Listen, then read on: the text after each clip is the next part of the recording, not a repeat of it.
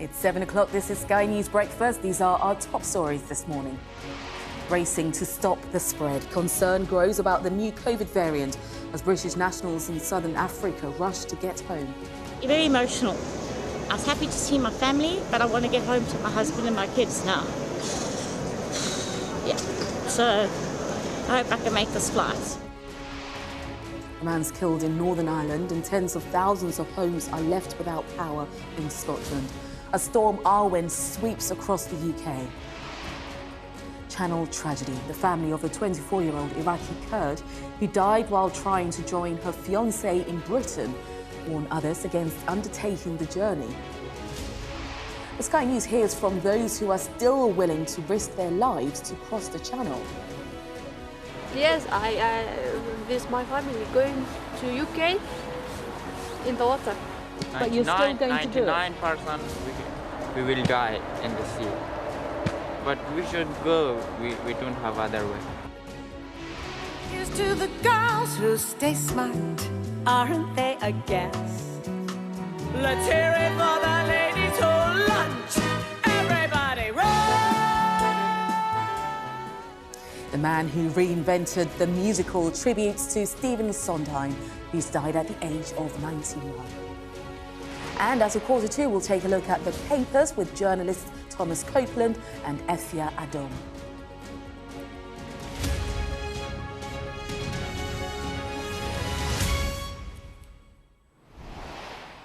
Hello, good morning. Welcome to Sky News Breakfast. Thank you for your company this morning. Now, the world is scrambling to prevent the spread of a new COVID variant, first detected in South Africa. A number of countries, including the UK, have banned travel from southern Africa, leaving many stranded. But some epidemiologists have warned that the curbs may be too late to stop Omicron from circulating globally. Well, the heavily mutated and fast-spreading variant has now been detected in Europe. And researchers worry it could pose a threat to the effectiveness of vaccines. Ivor Bennett has this report. At Johannesburg's biggest airport, an exodus has begun as British tourists and dual nationals scramble to get home. Very emotional. I was happy to see my family, but I want to get home to my husband and my kids now. Yeah, so I hope I can make this flight. But as travel bans kick in, flights are harder to find. Many now feel stranded. I must say I had a good cry last night. Shay is in Cape Town visiting family and is trying to get home to St Albans. It leaves me with very, very limited options to actually get back. At the moment, I'm looking at flying via Zanzibar. That seems to be the only country that I could possibly get back from without paying the £2,250 that the UK is demanding for quarantine. It's just 3 days since South Africa first reported the new strain, named Omicron by the World Health Organization and declared a variant of concern due to its multiple mutations. Around the world, scientists are racing to answer the key questions. Is it more infectious? Will it evade our vaccines? The sensible thing at this stage is to be precautionary, and then for us, if things look as if they're less bad than currently they might be, then we can ease back. But it makes sense to take precautions early on, and in particular take precautions to slow down the arrival of this in the UK. For now, at least in Britain, it's business as usual. But with Belgium reporting the first case of the variant in Europe, some scientists believe COVID restrictions should be tightened up. If it's already been identified, say in Belgium, you can't rely on country of origin, of traveller origin. We think we have to assume that people can pick it up. And so everybody should be doing PCR tests. I think we should consider reinstituting isolation on return from international travel in general. Both Pfizer and Novavax have said they've started work on new vaccines to target the variant. Already, it seems, they can't come soon enough. Ivor Bennett, Sky News. Well, this is what we know about the variant spread so far. Omicron was first spotted in Botswana on the 11th of November. South Africa has confirmed around 100 cases, mainly concentrated in the country's economic hub. The variant has also been found in Hong Kong, Israel and Belgium. Many countries have moved to ban travel from southern Africa.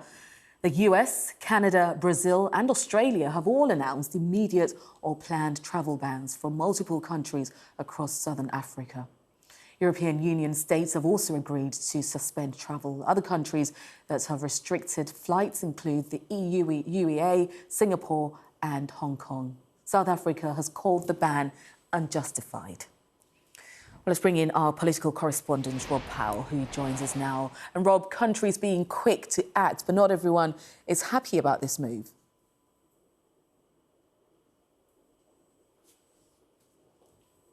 Wasn't there yet, and suggesting that that might have been something of an overreaction. I think South Africa as well maybe feels like it's being penalised for its own transparency. It's got a pretty good system for picking up variants like this, and because it has been open, it's now been hit with all of these restrictions. But I think this is the precautionary principle at play. Certainly for the UK government, they don't want to be accused again of being slow to put restrictions on worrying variants after what we saw happened with the Delta variant that was first identified in India. But I think it's important to remember that travel restrictions and bans don't necessarily stop variants like this coming into the country. They just slow it down. So I think part of the aim here will be, if this is going to cause an increase in infections in the UK and other countries, to try and push that further into the new year, past the festive period, to a point hopefully where the NHS is not going through its traditional winter pressures. It's also about trying to buy time as well, partly to do those investigations to figure out whether this is actually a threat or whether this will just sort of fizzle away and fade away like, say, the Beta variant did and never really took hold outside of South Africa. It's also, though, about buying time, if needed, to take other action to mitigate against any increase in infections. Obviously, in the long term, that will be adapting the vaccine.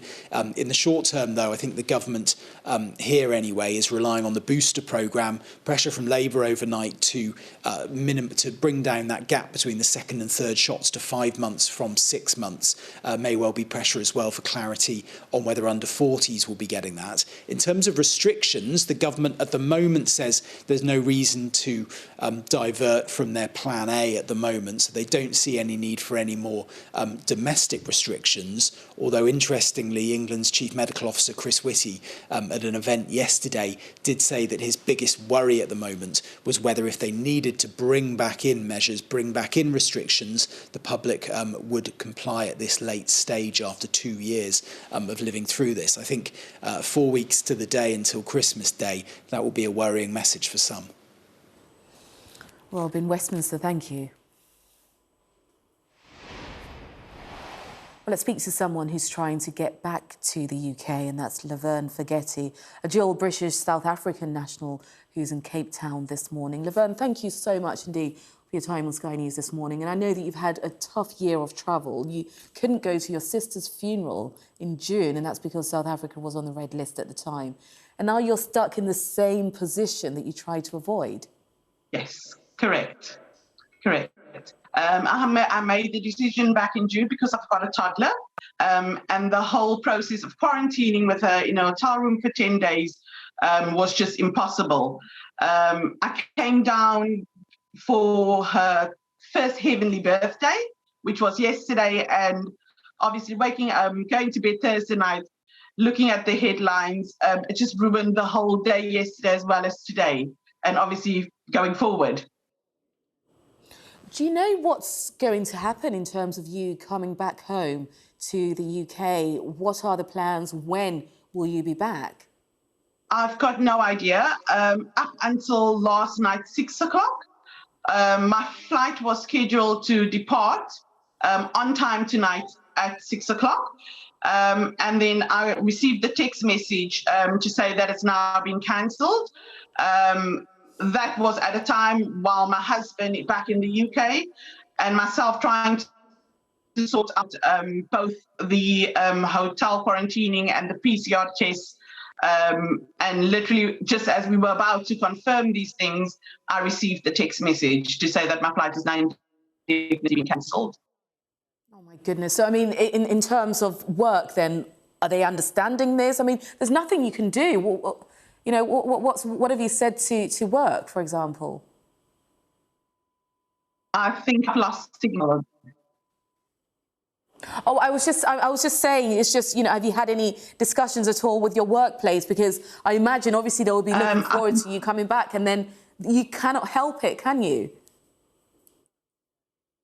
No. Yeah, I haven't even thought about informing my workplace. My main concern was trying to get back because I've got 2 older kids back in the UK. And the decision to leave them back while I traveled for the special trip was hard enough. And now to face the possibility of not knowing when I'm going to see them, it's numbing. And do you have your 2-year-old with you as well? Your daughter's with you as well, isn't she? Yes, I have my daughter with me, and my 2 older boys are with my husband back in the UK. And tell us about the costs then that you're now having to face. We have the PCR test, don't we? And if you do manage to come back home, then of course you have to quarantine as well. Correct. I think when I looked at it, it rounded up to about £2,500. Obviously, that stress of the trip in itself coming here was a costly trip. And then trying to gather all that money. I don't even know how my husband and I managed to raise it with the help of family. And yeah, it's going to set us back for probably a year. My goodness. And obviously you're there at the moment, so you're able to witness and see for yourself how the country is reacting. What are the officials doing at the moment? I think at the moment, yesterday, everyone woke up to that news, and there wasn't a lot of information. Trying to get a PCR test or going to the airport to get information, everyone was just falling over their feet because it came out of nowhere. So trying to find information was just impossible. You're just sitting and waiting constantly on Facebook groups trying to find out information. So no one knows nothing at this moment in time. Valerie Fagetti, thank you very much indeed for your time. And Valerie, really wishing you all the best, and I hope that you and your daughter can get back home safely soon. Thank you very much. Well, so far, no cases of the Omicron variant have been detected here in the UK, but infections are rising. 50,091 new cases of COVID-19 were recorded in the past 24 hours. That's nearly 10,000 more than the previous day, and the highest daily figure for nearly a month. Another 160 people have died, which means that the total number of people who've died within 28 days of a positive test is 144,593. 23,579 people received their first dose of a vaccine, while 22,823 people received their second dose, and 396,081 people received the third dose and booster. Now, the Omicron variant is already causing concern in the United States, with New York governors declaring a precautionary disaster emergency. It will come into force next Friday ahead of an expected surge in cases over the winter. Well, the governor added that no cases of the variant have so far been detected in the state, but said officials were closely monitoring the situation. In other news, a man's been killed in County Antrim in Northern Ireland when his car was hit by a falling tree as the first-named storm of the season batters parts of Britain. Storm Arwen prompted a red weather warning from the Met Office, which has now been replaced by amber and yellow warnings for wind. In Scotland, the storm has left tens of thousands of homes without power, with people being advised to travel only if it's absolutely necessary. Storm Arwen has also been wreaking havoc in Blackpool. High winds caused stands to be blown up onto the roads, with warnings of unsafe driving conditions. Blackpool Council said roads have been closed after the collapse of a building. In a tweet, it said, "A building has collapsed on the Springfield Road and Promenade Junction. Road closures are in place in the area and around the area too. Please avoid the area at all if possible. Diversions will be in place. The tramway is not running and the police and fire services are in attendance." Junction 22 of the M62 motorway between Rochdale and Huddersfield was also closed in the early hours of this morning, and that's due to heavy snow caused by the storm. Look at that. The North West Motorway police have tweeted to say that the snowplows have been deployed to clear the road. The first of the victims of the Channel disaster this week has been named. Mariam Nouri Ahmed Amin hoped to cross the Channel to join her fiancé in the UK. 24-year-old Iraqi Kurd, she had travelled from northern Iraq to Germany and then to France. Her family is said to be totally devastated. Well, it's a route of death, but I have to take it. That's the words of an Iraqi man who spoke to Sky News as he waited in a camp in northern France to attempt a crossing of the Channel. We've heard from families with small children living in makeshift camps and waiting to make the perilous journey. Many of them have been travelling for weeks now, some fleeing persecution by the Taliban in Afghanistan. They say the Channel crossing is safer than the place they used to call home. And they want to join the 25,700 people who made it across the water to the UK. Our special correspondent Alex Crawford reports now from a camp in Grand Sim in northern France. The smallest of people facing the greatest of risks, relying on food from strangers in a foreign land. And her family's intent on taking her on a dinghy across the Channel. I'm going about... You're not worried about your little one?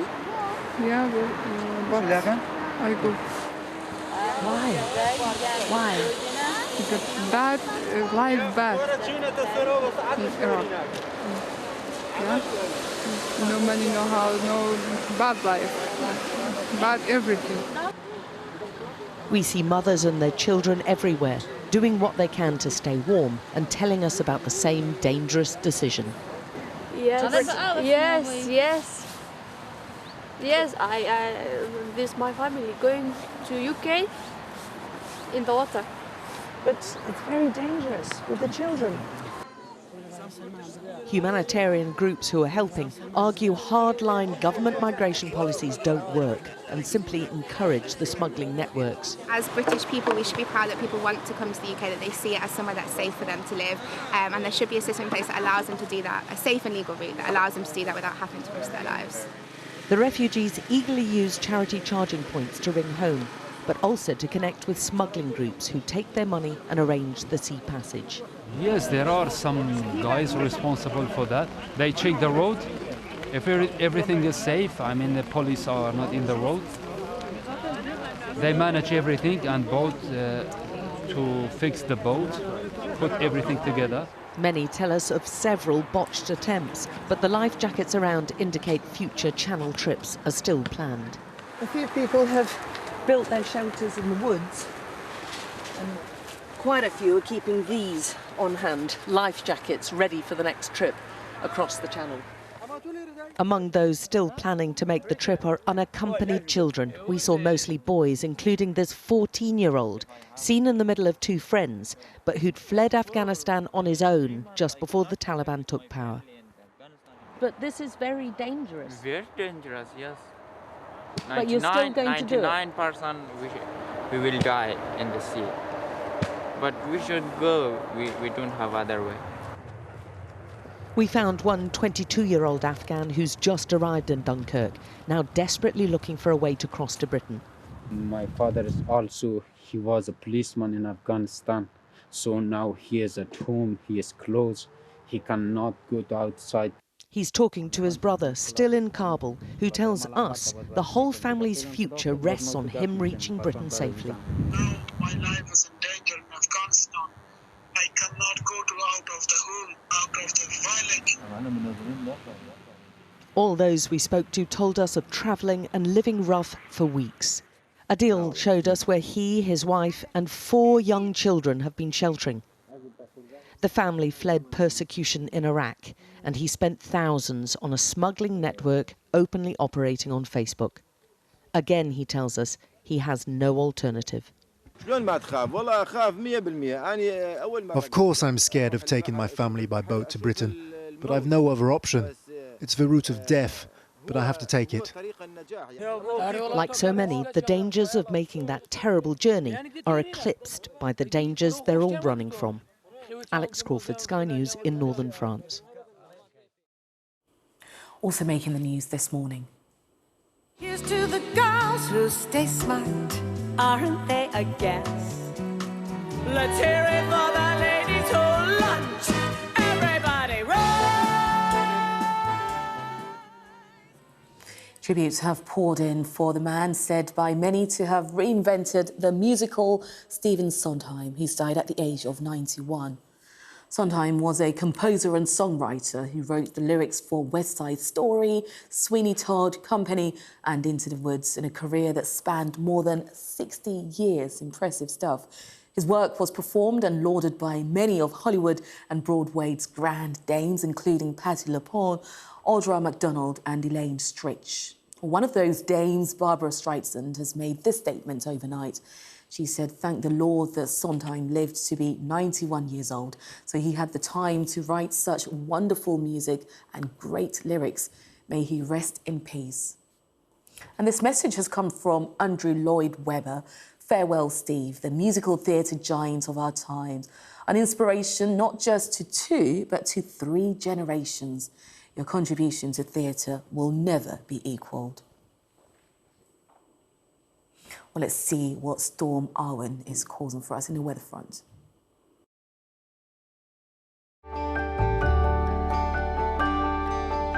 Look forward to brighter skies. The weather, sponsored by Qatar Airways.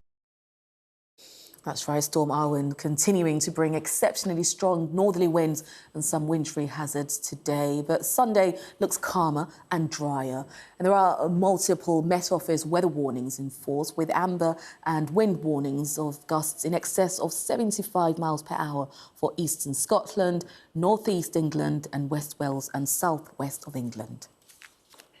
The world is scrambling to prevent the spread of a new COVID variant first detected in South Africa. A number of countries, including the UK, have banned travel from southern Africa, but some epidemiologists have warned that the curbs may be too late to stop the Omicron from circulating globally. Well, let's speak now to one of the specialists who's leading the research into the new variant, and that's Dr. Richard Lezels from the University of KwaZulu-Natal in Durban. Thank you very much for your time on Sky News this morning. Now, just looking at the number of countries who are putting South Africa on the red list, would you say that the country is a victim of its own transparency?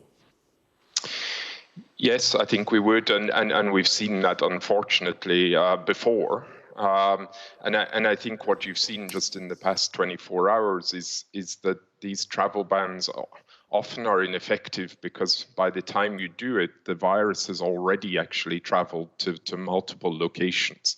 And I expect what we'll see over the weekend is that this variant will pop up in many different parts of the world. And so putting a travel ban just on the location where it was first detected has often been shown to be pretty ineffective.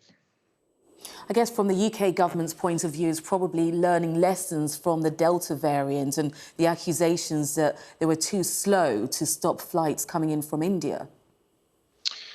Sure, and we understand that, of course, but there are other measures that can be taken, and obviously just testing and robust testing systems and quarantine, like you saw in Hong Kong, where they were able to detect this variant very early.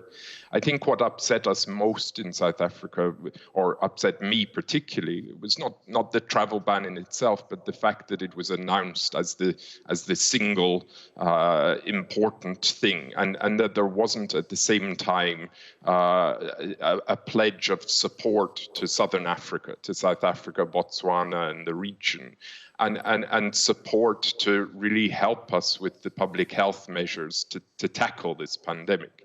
And by that, I mean predominantly to deliver on these pledges around delivering vaccines to Africa. How worrying is this new variant in terms of transmissibility? So as you've heard, because we detected it quite early again, there's a lot of uncertainties about it. But what we're seeing is that it's spreading pretty easily and efficiently in a population that we think has quite high levels of immunity to the virus, and that's either from vaccination or from prior infection. And so what we're trying to understand is what are the properties of this variant that allow it to do that? Is it predominantly that it has found new ways to get around the immunity, the immune response, or is it just even more transmissible than some of the other variants we've seen? So we'll only really be able to unpick that over the next few days and weeks as we see what happens with the spread of this variant. And what we're hearing also is the fact that it has the potential then to evade vaccine immunity. How quickly then can scientists adapt the current vaccines that we have? Well, you may have seen that even overnight, most of the vaccine companies have announced they've already started work on that. Moderna and Pfizer and Novavax have already started developing the changes to the vaccine in case that is needed. What's key here is to just always differentiate between the protection that vaccines offer against infection and the protection they offer against severe disease and hospitalization and death. And what we've seen so far in this pandemic is that the protection against severe disease and death holds up very well against these variants and much better than the protection against infection. And again, we will see how what the data tells us here in terms of whether we see any increase in cases of severe disease and hospitalization in people who've been fully vaccinated. Do you think that governments across the country should be introducing tougher measures, such as going back to the days of social distancing and also just being more stringent when it comes to putting on face masks, for example? South Africa, actually, we've been consistent with face masks, much more consistent than many countries in Europe and certainly the UK. And we've never relaxed the use of face masks. But we have been going through a period of more relaxed restrictions in terms of people's ability to move around and mix and be in larger gatherings. And so it's very likely that over the weekend we're going to see a step up in some of the public health and social measures again. The National Coronavirus Command Council is meeting today and Cabinet tomorrow, I think. And so we expect to see more measures put in. But again, the critical thing for the region and for Africa is really getting vaccines here. This is what we've been warning about for the past year. And unfortunately, much of the world is willing to sit by and watch this play out. The reason these variants are emerging is because we've left Africa behind with vaccination.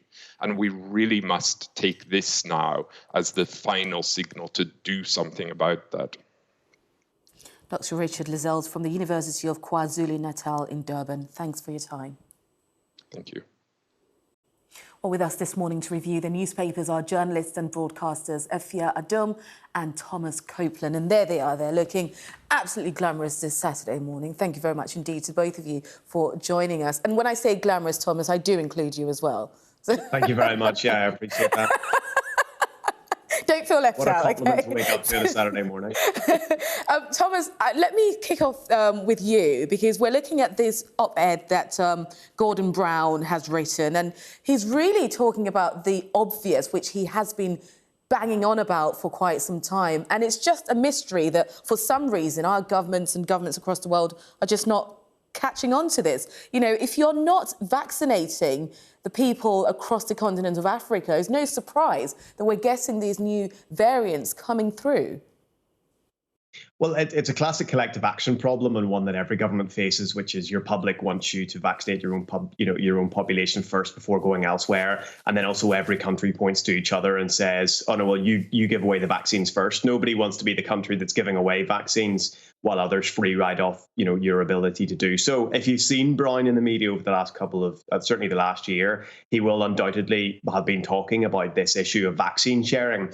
And essentially with this new South African variant, he's been proved fairly right. His argument is essentially that 9 billion vaccines have already been manufactured, another 12 by the end of the year. And what he calls, quote, an arms race could have been won here. If you look at vaccination rates across Africa, Zimbabwe, they're down 19%, Namibia 14%, South Africa, Lesotho winning around 25, 27. So it's not a production issue, because we're producing enough vaccines. It's a distribution issue. And you just had an expert on there from South Africa who was commenting on exactly this issue to do with distribution. If you look at, think back to, it was only September when we had G7 and you had major countries and economies from around the world, not just the G7, there were, South Korea, Australia, India, I think were invited to that as well, made commitments about how much they would give to developing countries around the world. And if you look at sort of the extent to which they've matched those commitments so far, they're paltry. America, to be fair, is up and around 25%, delivered as many vaccines as it said it would to developing countries. European Union's 19%, UK is 11%, Canada's as low as 5%. And you've also got this issue of there are 100 million vaccines in the West that will be going out of date. Their use-by date will expire in December. And the likelihood is that there won't be the distribution infrastructure in place in order to get those to Africa, or indeed absorbed in that amount of time because of a lack of medical infrastructure in Africa. So, I suppose Brown's argument has always been this is about enlightened self-interest, and this is exactly the situation that we're stumbling upon. If it is the case that this South African vaccine causes havoc in the UK, lockdowns, return to face masks, then he will have been proved rather right. Yeah. And if anything, but I still don't think the general public will say, oh, definitely give vaccines away. It's just, it's one of the enlightened self-interest is a hard argument to make. Absolutely. Brown's been making it for a long time, but he's not in government. Absolutely. Self-interest, hopefully people can then see beyond, our own borders and see that this is a global pandemic. And if the rest of the world are not vaccinated, then guess what? We're going to keep going around in circles. So hopefully people can look beyond their own front doors there. Let's stick with this story then, because obviously COVID continues to dominate, especially with a new variant that's popping up. And The Guardian here carrying a story about Germany being at crossroads with prospect of lockdown as COVID cases rise 44% in a week. That's right. There's been a huge jump in COVID cases in Germany, and a government minister has said that they're on the road to chaos. Another professor in Germany has also said that they need a massive reduction in contact immediately to keep cases down. Now, cases have risen 75,400. So that's more cases in a week, which, like we said, is a jump of 44%. So of 22,000 available intensive care beds in Germany, 8,000 of those are taken up by COVID patients. 85% of those COVID patients need breathing assistance, and the age ranges from 50 to 79. So at the moment, cases in Germany are spiraling out of control. Now, it may not seem like 8,000 COVID patients in intensive care is a lot, but it's 100% increase from last week. So it's doubled, basically. And yes, they're in a situation now where the COVID cases are spiraling out of control. A 44% jump in a week is huge. 100% jump of people in intensive care is huge as well. And that leads to crippling infrastructure. That leads to healthcare services not being able to cope. That leads to staff burnout in healthcare as well. And when your healthcare system is overwhelmed, then you cannot cope with everything. Routine operations are being cancelled as well in Germany. So yes, they're calling for a national lockdown. It may happen, we don't know. I think they're going to see where the cases are in a few more days. But like we said, a 44% jump in cases in Germany is huge. And Thomas, let's just come to this next story. Obviously, we know what's happened this week. 27 people dying while trying to cross the channel to the UK. It's just devastating because now we're getting more details about the people. We can now put faces to the names and the statistics. And this young woman who was trying to get to the UK to join her fiancé, it's just devastating, isn't it? I mean, her fiancé is going to have to deal with this now. Well, I mean, it's extraordinary when you quite often is the case, and not in a particularly negative way, but often the media contribute to these things when migrants have died as opposed to saying human beings, people have died. This is a 24-year-old woman, Baran Nouri, who your whole life is ahead of you, and you think of the situation into which she was forced in Calais to put her faith and her trust into a human trafficker to take her and 27 other people and a relative of hers across the channel. I cannot imagine the extent of the devastation that her fiancé, who's pictured there as well, and is living in the UK, is feeling right now. And the tragedy, of course, is that these are people who could have contributed and might have contributed and almost certainly would have contributed here in the UK, and that they were put in a situation. And I'm not one of these people who tries to extort the blame out too far. Human traffickers put her in this situation. And I think we need to, it's really important to remember that somebody took advantage of perhaps her desperation to get here to the UK. The government has a real responsibility here as well, but it's important to remember that there are criminals who are taking advantage of these people. And so when you start to see the likes of, Twitter spats going on between the UK and France, you always need to remember that there are human beings at the heart of this. And they are not as often depicted about migrants. These are people who have come to the ends of the earth, all the way from Kurdistan, to try to come to the UK with a whole life ahead of them. And that needs to be, part of the story as much as, another sort of argument between Emmanuel Macron and Boris Johnson. And FPR, I'll come to you very quickly because we're running out of time. We keep running out of time. We need more time to spend with you guys. But let's just very quickly talk about Strictly, because Motsi being forced to self-isolate. It will not be the same without her. No, she won't be on the show this weekend. Now, this is because she has been exposed to COVID, and she's been forced to self-isolate. And although she's had, in fact, I think 3 vaccinations she's had now, because she's had them in Germany and they aren't recognised in the United Kingdom because of those cross-border rules, she still has to self-isolate. So she has to self-isolate until the 30th of November. So we'll be missing from Strictly this weekend. But instead, Cynthia Erivo is going to be in her place. So one fabulous woman replaced by another. Well, there you go then. We will support them all, love them all. Thank you very much indeed.